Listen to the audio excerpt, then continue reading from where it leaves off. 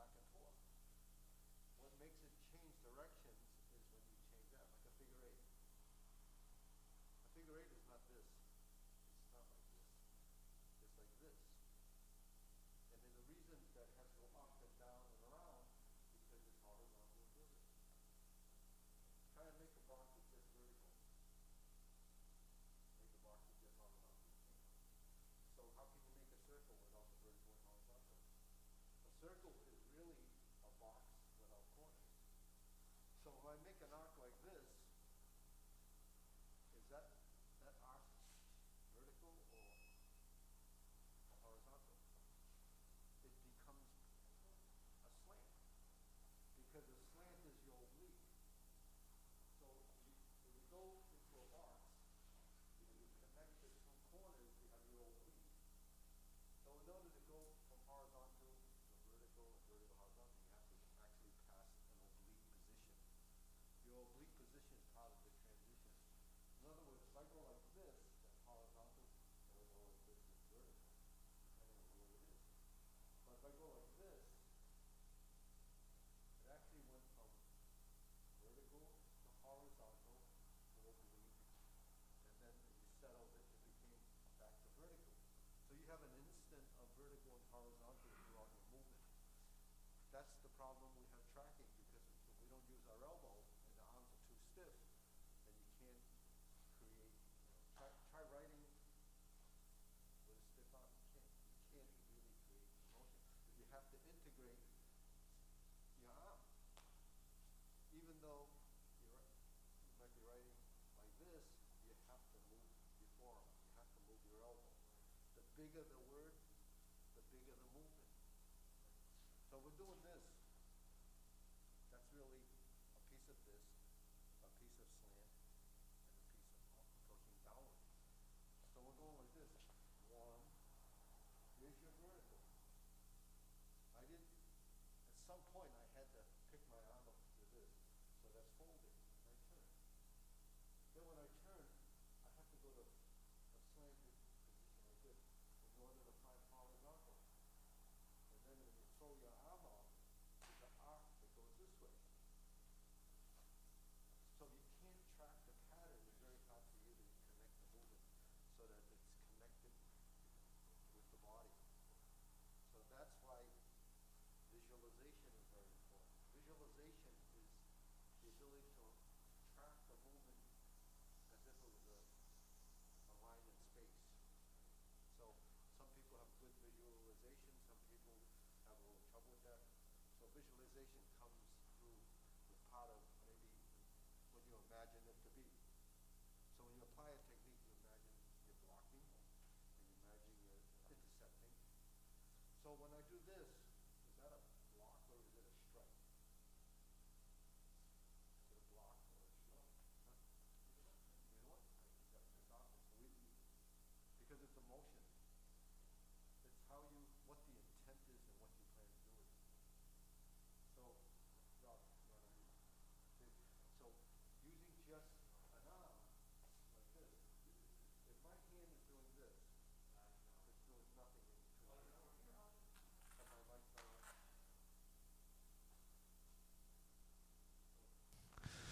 Yeah, I was talking to my mother-in-law, so that's why I had my mic off. That was Helen's mom. It was New Year's. I wish her a New Year. Happy New Year. So this is an arc, right? So nothing's happening in here, right?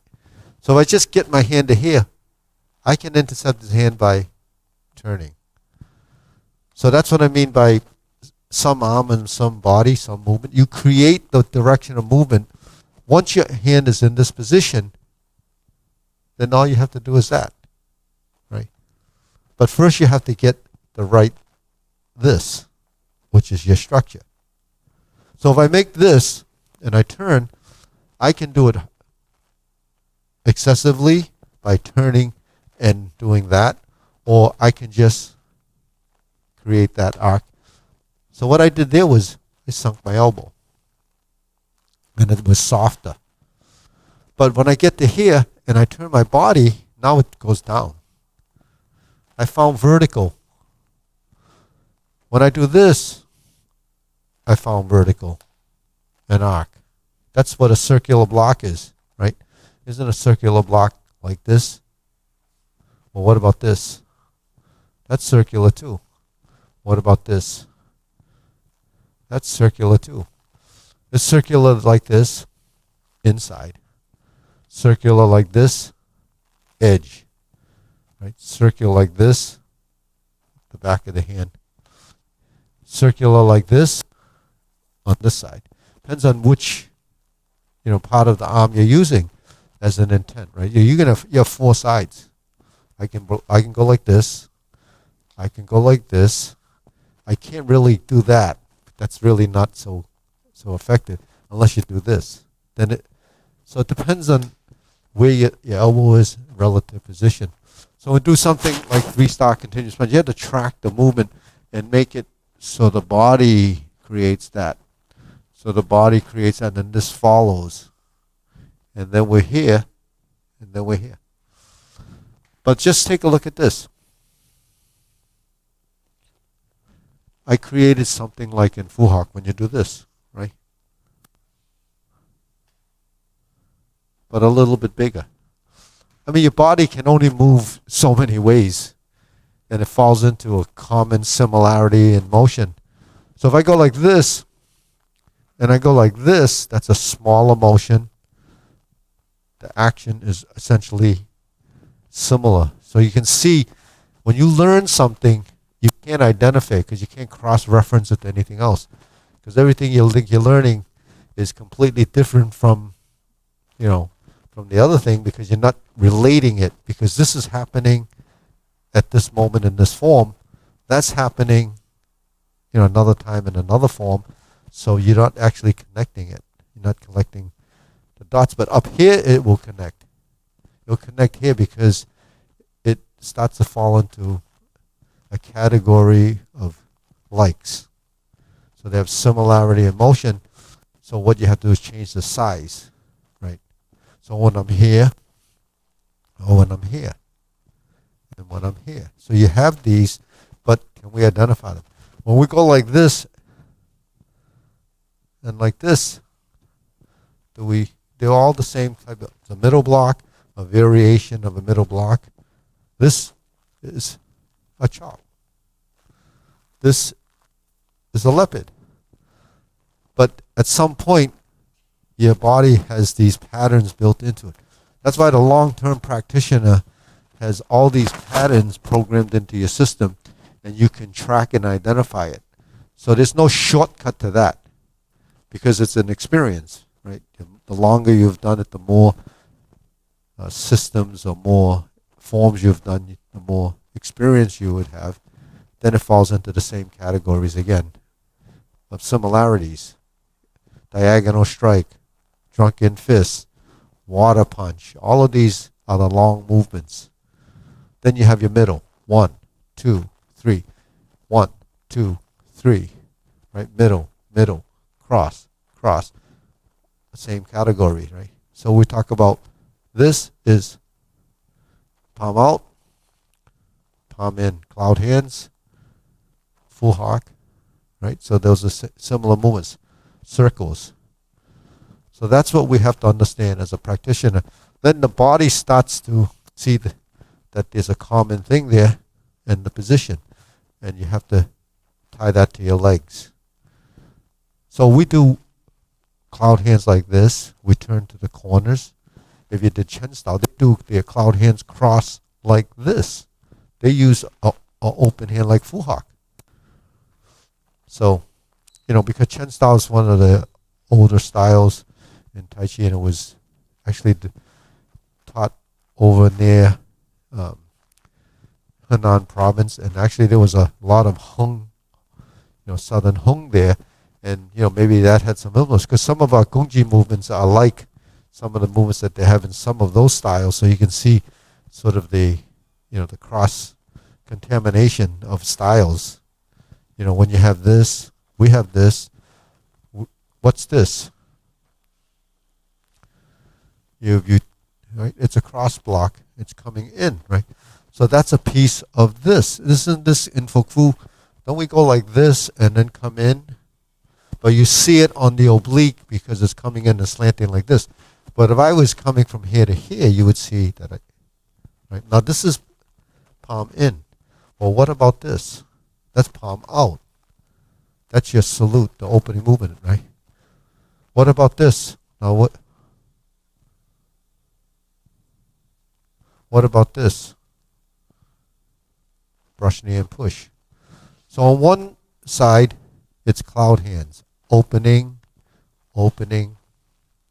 On the other side, it's closing, closing. It's brush knee and push, cover hand and tiger. Cover hand and corner. Cover hand and corner. So you see what I'm trying to get you to understand, that while we're doing forms and different stances, our patterns are pretty consistent. Our body form is pretty consistent. And everything is evolving around your center line. So it doesn't matter it's here, here, or here. You don't go to there because that's another direction. If you go there, then you have to move your feet. Now you're in this direction, and we have another. Yeah, so it's 0, 45, and 45. So the range of motion is really 90 degrees. So using that 90-degree direction, you track your space within the realm of that position, 90 degrees, 0, corner.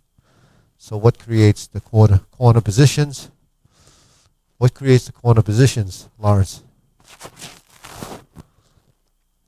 That's footwork to a direction, but what creates the oblique corner position?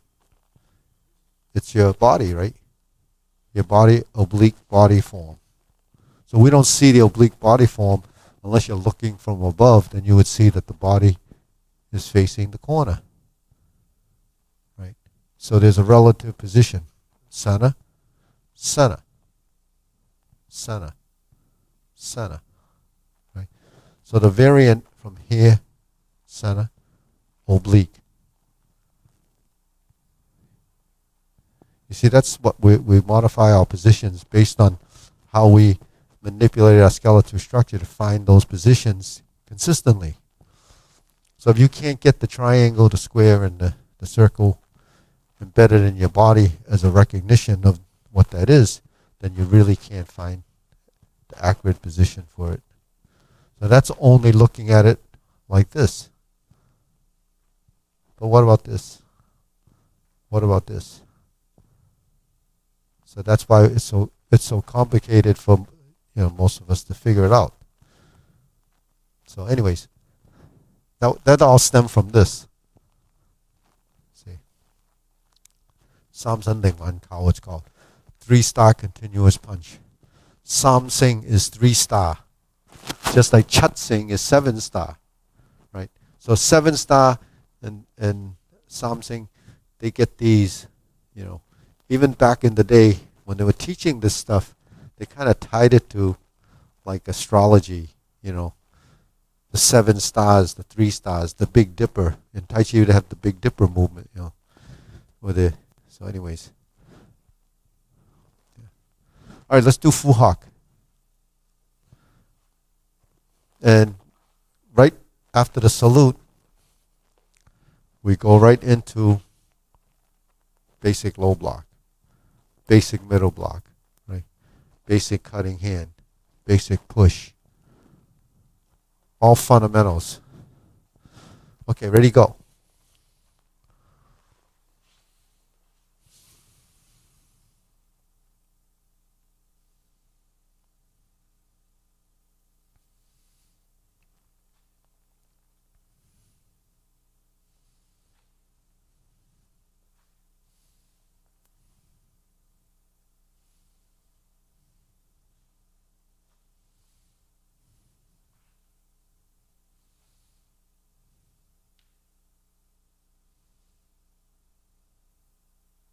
Okay, and then 2 punches and close. Okay, let's look at that, right? Around. So when I say basic and fundamental, and then application and self-defense, this is the first movement. So we have to realize if his hand is here, your movement is here. So your intent of your movement is this. So you have to feel the structure and integrity of that position.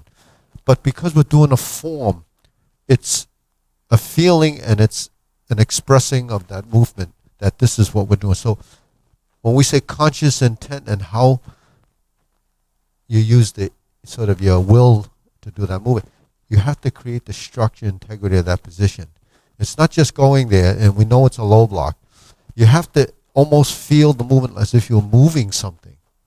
Now, if his hand's here, you have to feel the fact that you're moving it over there. So that's using what we call the yi, your intent. If you do the movement and you just go to the motion, you're really not developing the feeling of what the purpose of that movement. Because you have to learn how to use your strength. So using your strength is this. So you have to feel that when you do the movement. The cutting hand is taking it like this, and then you're cutting it. And you're using the intent of this movement. And then if you turn here, and then this movement, you have to feel like you're pushing over like that. And then doing this is you're moving the bridge. So that's when you see someone doing the form, if there's a connection to the motion and understanding. So when you just go through the movements, the sequence is there, but there's nothing there.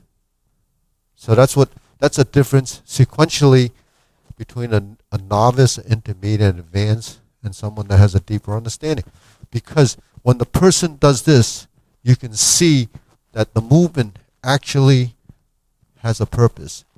And there's a strength being used based on where it's connecting, how it's being applied. So that's something that you have to build into your movements. Otherwise, it becomes the same sequence. And sequence does, there's really no, value in rank in sequence. Because once you know the sequence, it doesn't matter if you're a red belt or you got a red belt can learn Fuhak. A black belt can learn Fuhak. But all is a sequence. It's just memorizing something. If you taught a beginner something and it's done the same way at the black belt level, it's not good. You have to try to understand it. Because when you teach it and you're showing a student how that technique should look, then they're going to copy you and mimic how your movement is going to be. So that's something that you should be mindful of. So the use of your strength. Then go. Yeah, so go through it, yeah. And then it's all the way into your body. So first you learn how your arm was working. Then you have to feel how it feels while you're attached to the ground.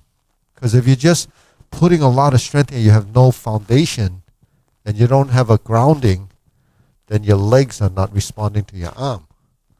If your torso is not moving, then you can't differentiate between the two sides.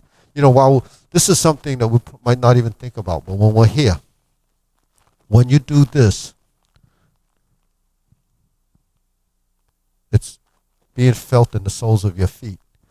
Because if we're talking about center of mass and center of body positioning, every time your body changes, something else in your body has to compensate for that motion. That's a real sensitivity thing. And it's happening by itself. It's part of proprioception. It's part of your body knowing. But it doesn't really know what it's doing, so it just can be a little bit excessive. It could be just there because you have weight there. But when you start to move and it actually is shifting throughout your body, completing that movement. So that's how deep it can go. And I think it's pretty amazing if you understand that idea. So anyways, okay, keep going. This is just food for thought. You're here, and you did both of them, boom, boom. That's where then you went like that.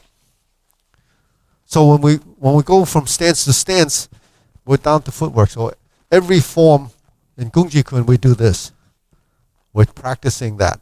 We're practicing the sync. 1, 2, 3, 4, sync. 1, 2, 3, 4, rise. That's what we do in Gung Kuen, right? In Fu Hawk, we open 1, 2, 3. So you have to have your weight shift, define that and that. So what you do here and here is just like you're doing here, here, and here. It's a pattern of movement and it has an intent.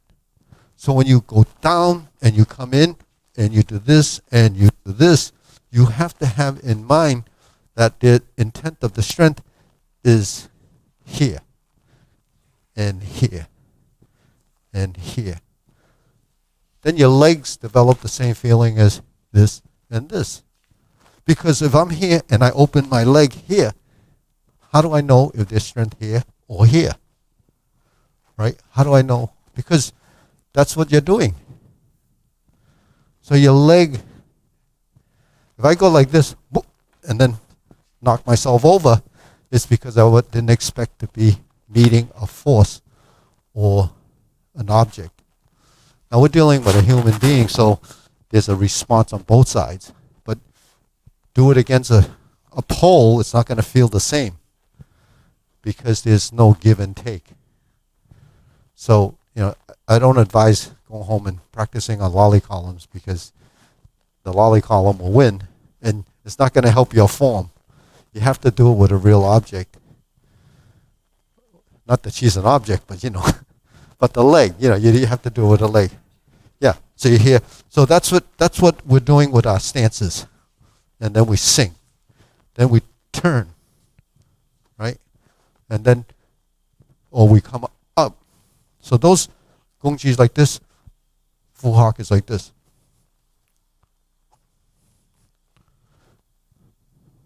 So they keep going. Yeah. So go 1, 2, 1, 2, 3.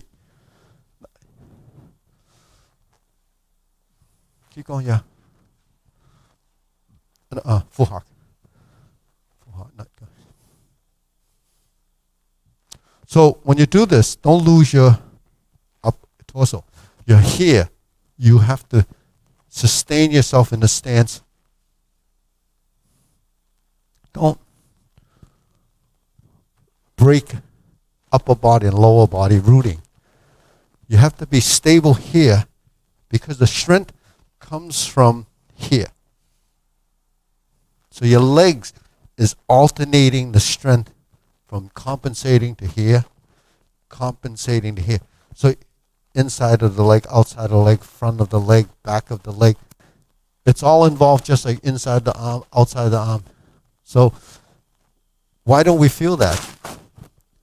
Because all we do is have a couple of strong legs that's just holding weight. There's no functionality on the holding weight. When you move, then there's strength in the leg that's moving. When you move your hands, there's strength in the arms that's functional. It's not just tension. So that's the difference between using the correct strength and just strength. And that's what we have to understand. That's what we're learning. From torso to legs. So you break it up into 3 segments.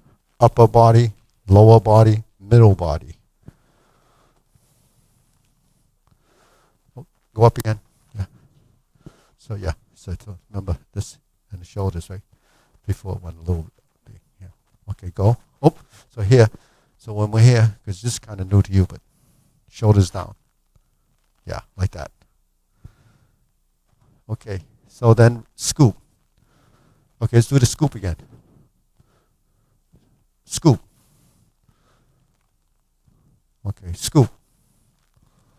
So when you're here, scoop, you have to drop the shoulders. You have to shoot and then come in. If you go like this, then there's no strength in your arm. You have to go down first. Because if I have an arm here, I have to do this before I come here. I can't do this. You can see the difference, right? Right? So it's going to come here, and then it's come in, then it goes up, and then it goes out. You're tracking it like you're making a square and a vertical horizontal. So the vertical horizontal positions is much more, you know, in your movement than you would realize. Because if you don't drop your elbow, you can't find vertical. You don't find vertical, you can't find horizontal. Consistently with integration of elbow and shoulders. So the idea of sinking elbow, relax your shoulder is in everything. It doesn't matter what style, simply because the human body is using the same apparatus. You have an elbow, you have a wrist, and you have a shoulder. What are you going to do with it? You have to use it a certain way. So that's what we're trying to learn. 1, 2, 3. 1. Yeah. So when you come up, you come through the oblique, and you go like this. And didn't we just talk about that the other day, right? Right? So why would we go like this? Right? You have to come through here. Right?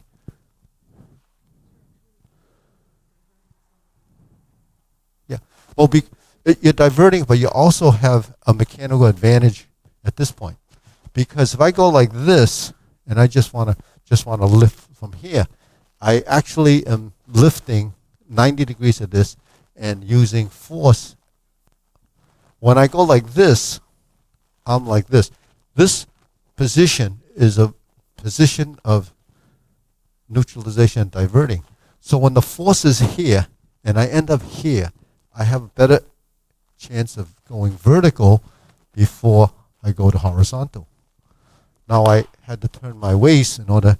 So if I want to really sink, then I didn't really make it into a physical thing. I changed where the sink was.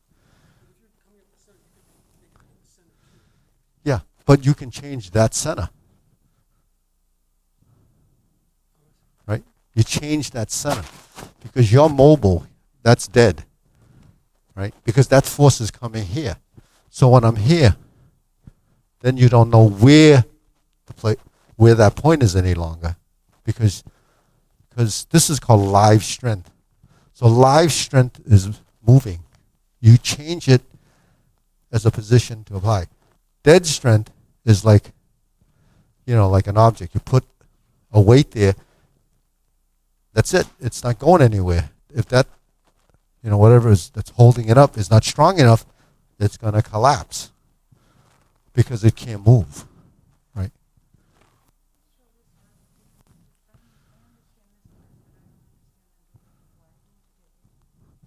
So when you're here and you start to sink, you have to hollow. So I created the bottom scoop. I made the other half manipulating to create a better position to find that circle. And then you come up. You can go like this on the way down and then lift it like that. Then it's broken. But you have to do it like this. And then scoop. So the movement is generated by your body moving as a unit. That's sort of more efficient than the way we would normally do it.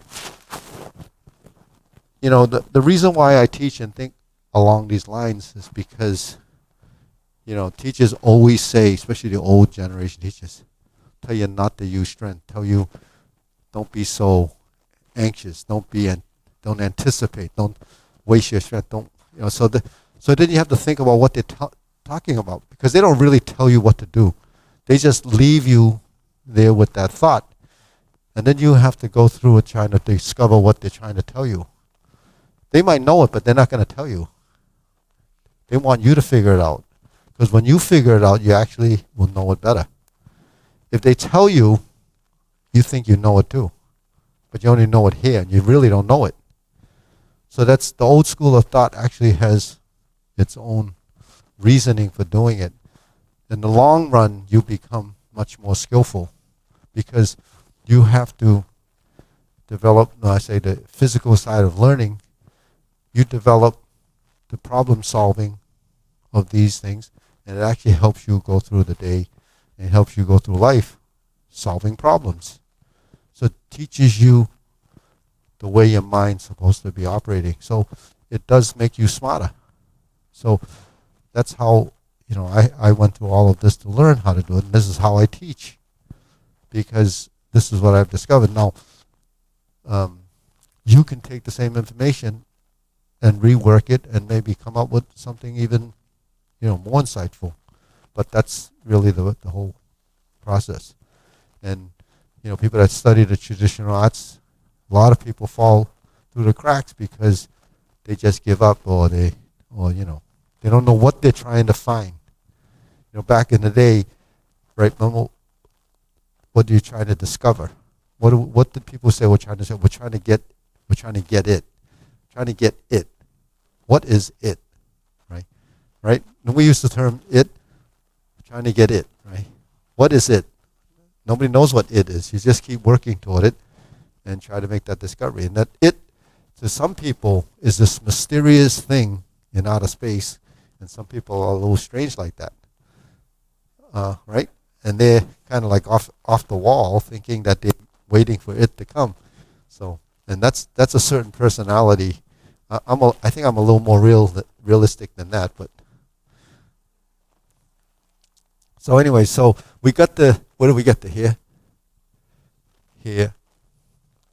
1, 2, 3. And then you sing. You see, when you're here, right, you have to do this in order to do this. Right? Then you shoot it out. And then you sink.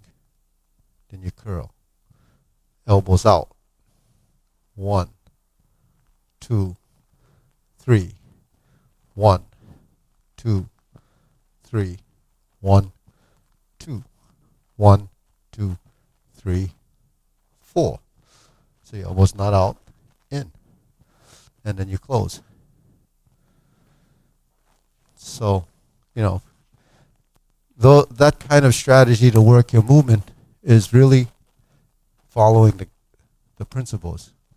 Sink your elbow, relax your shoulder, forward. Now when we're here, pull, thrust, sink, 1, 2, 3, 4. When we have that, right, that's all that is. But when we're doing the movement with a waist turn, right, 1, 1, 2, 3, 4, 1, 2, 3, 4, 1, 2. Now your body's starting to move as if it's clockwork. Then your hand move. Then the movements change. It doesn't look like that, right? It doesn't look like that because that's flat.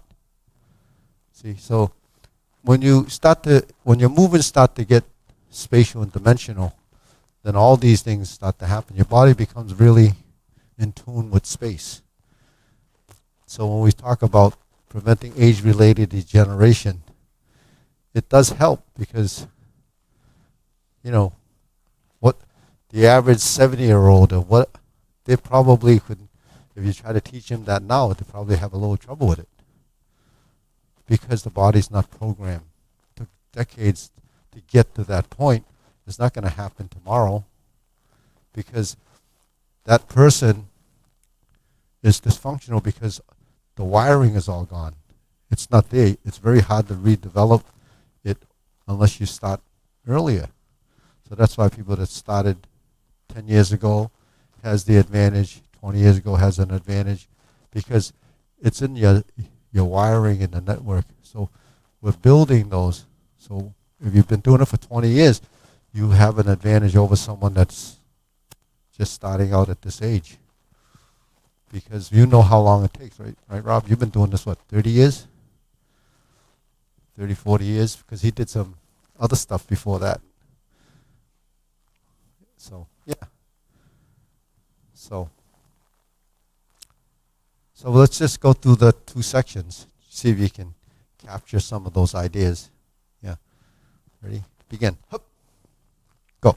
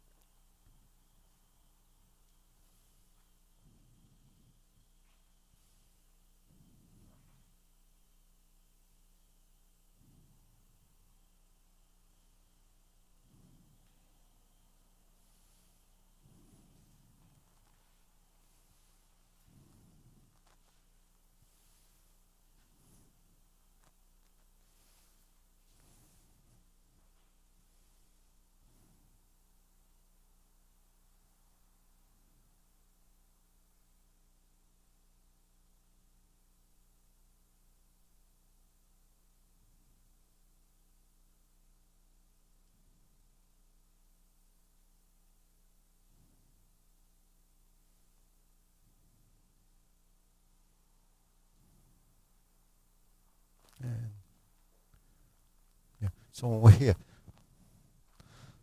first thing is close here.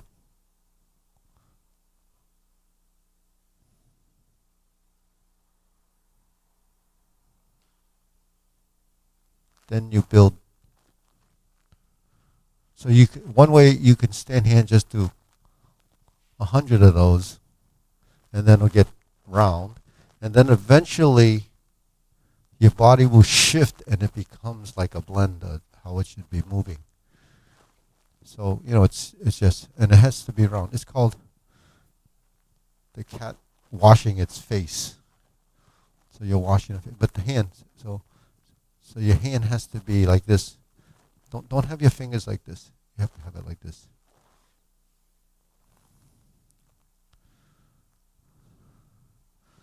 See, because on one side of the movement, you're doing this, right?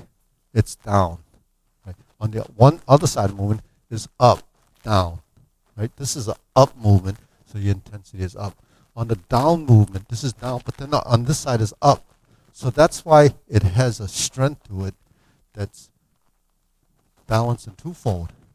It's like cloud hands. This goes up, right? And this goes down. This goes up and this goes down. The intensity of the force is working together.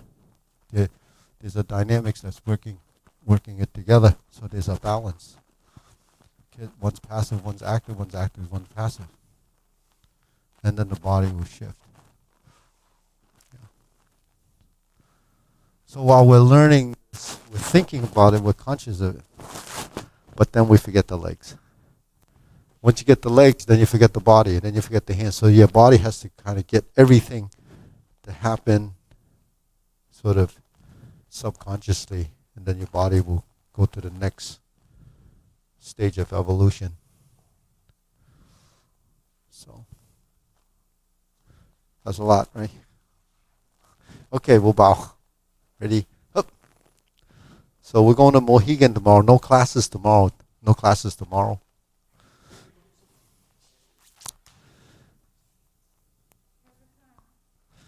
It's